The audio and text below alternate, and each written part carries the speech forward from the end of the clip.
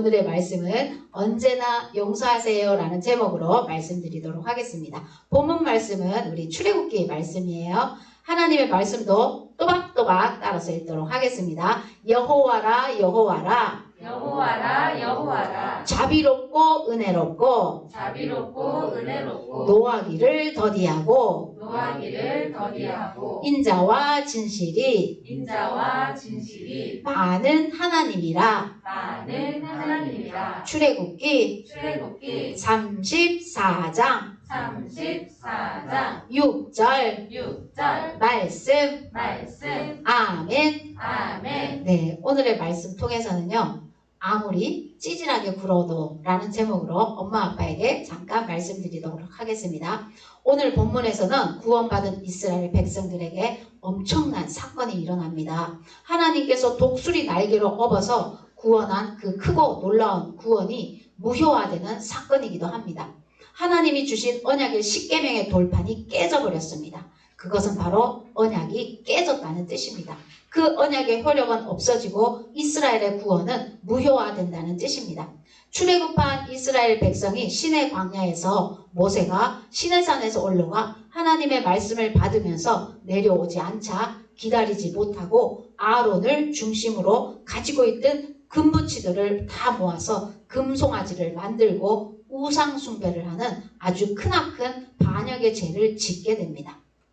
어떻게 그렇게 큰 구원을 경험한 이스라엘 백성들이 이런 죄를 지을 수 있을까요? 이스라엘은 도대체 왜 그랬을까요? 그 크신 하나님의 구원을 직접 경험한 이스라엘이 그토록 쉽게 구원받지 못했던 예전의 모습으로 돌아갈 수 있었을까라는 겁니다. 우리는 왜 그랬을까? 도대체 이스라엘은 왜 그래? 라고 생각할 수 있지만 그것이 바로 어쩔 수 없는 이스라엘의 모습이었습니다. 큰 영적인 경험을 했다고 해서 의존적이고 미성숙한 이스라엘 백성들이 갑자기 책임감 있는 성숙한 존재로 변화되는 것은 아니었습니다. 그 어쩔 수 없는 이스라엘의 모습을 두 가지만 말씀드리겠습니다. 첫 번째는 그들은 못 기다립니다. 이스라엘은 왜 못 기다릴까요? 그것은 눈에 보이는 세상 속에서 430년 이상을 살았기 때문입니다. 이스라엘이 애굽에 살 때는 모든 신들이 눈에 보이는 형상을 하고 있었습니다. 그런데 아무리 큰 하나님의 능력을 체험했다고 해도 오늘 내 눈에 보이지 않으면 기다리지 못하고 안절부절하다가 무언가 눈에 보이는 것을 만들어내고야 마는 것이 이스라엘 백성들의 특징이라는 겁니다. 하나님을 자기 자신의 배를 불려주면 되는 애굽의 눈에 보이는 형상의 신들 중에 하나로 대체하고 그 우상이 나를 구원했고 내 인생을 보장해 주었다라고 믿는 것입니다. 그것이 바로 우상입니다. 우리도 마찬가지 아닐까요? 우리도 결국 실패하는 이유가 기다리지 못해서 안절부절 불안불안해 하다가 결국은 내 눈에 보이는 것, 현실적으로 가능한 것을 만들어내게 됩니다. 그래야 우리는 그것으로 안전하다고 생각하기 때문입니다. 그러나 영적인 세계는 정반대입니다. 보이지 않는 불확실하지만 보이지 않고 불확실하지만 하나님의 사랑의 근거에서 확신을 누리는 것이 영적인 세계입니다. 자녀 양육에 있어서 가장 필요한 성품이 있다면 인내가 아닐까 생각됩니다. 우리는 눈에 보이는 수학적 계산을 하면서 항상 살아왔기 때문에 확실한 등수, 확실한 학교, 확실한 점수, 그리고 내 계획대로 이루어져야지 안전하다고 생각하게 된다는 뜻입니다. 그러나 믿음의 부모는, 믿음의 자녀 양육은 불확실할 때 믿음으로 하나님의 하시는 일들을 기대할 수 있어야 합니다. 그것이 바로 믿음의 부모입니다. 두 번째, 이 사람들은 자신들이 가지고 있는 것이 우상이 된다는 뜻입니다.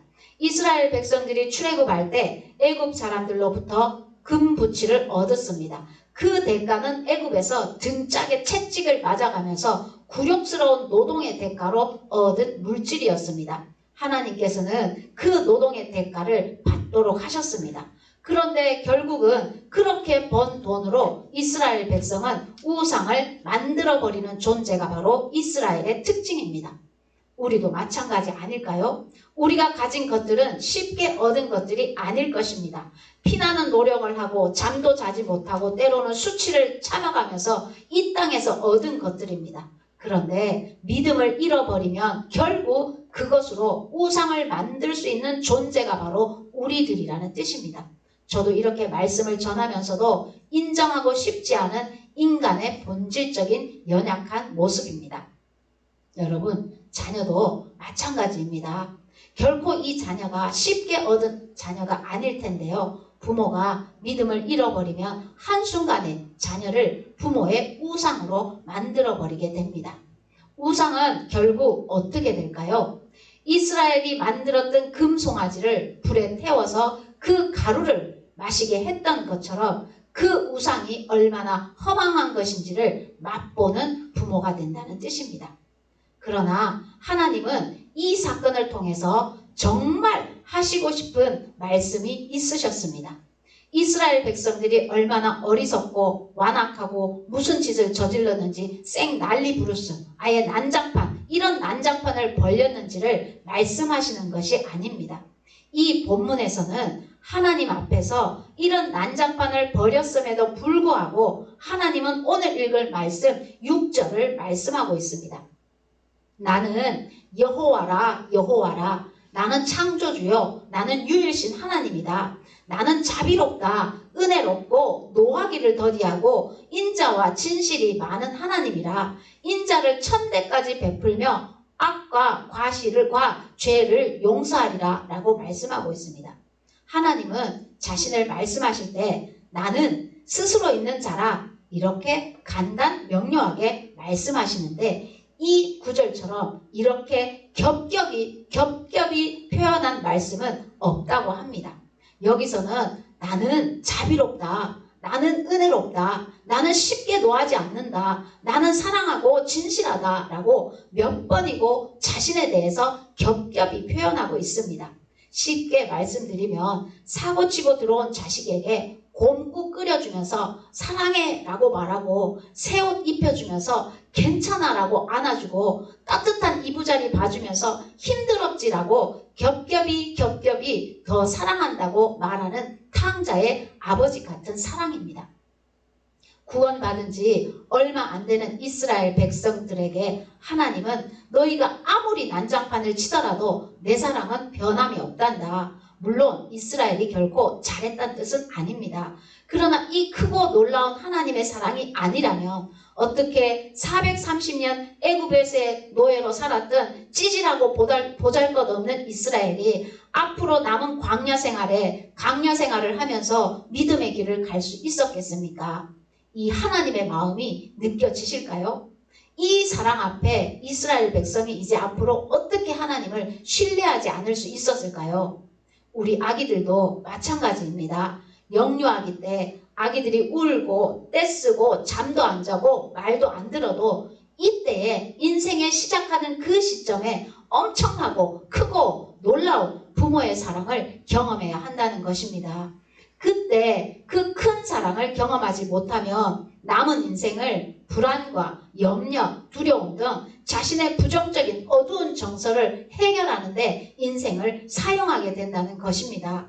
그러나 이런 큰 사랑을 경험하면 자신감과 기쁨, 안정감, 용기, 그런 정서를 가지고 세상을 향해 나가서 세상을 이길 수 있는 사람들이 될 수 있습니다. 여러분, 이 본문에서 하나님이 말씀하시고자 하는 목적은 구원받은 이스라엘이 3개월이 되었을 때 내가 너를 사랑해, 나는 자비롭다, 나는 은혜롭다, 나는 더디 노한다, 나는 인자하다, 나는 너를 진실되게 사랑한다, 나는 너의 죄를 용서한다, 이 큰 사랑을 경험하고 이스라엘이 광야라는 믿음의 길을 출발하게 되었다는 뜻입니다. 여러분, 내가 아무리 찌질하게 굴어도 하나님의 사랑과 용서는 변함이 없고 다함이 없다는 것을 오늘도 만나시고 경험하시는 저와 여러분 되시기를 주의 이름으로 축복합니다. 아멘.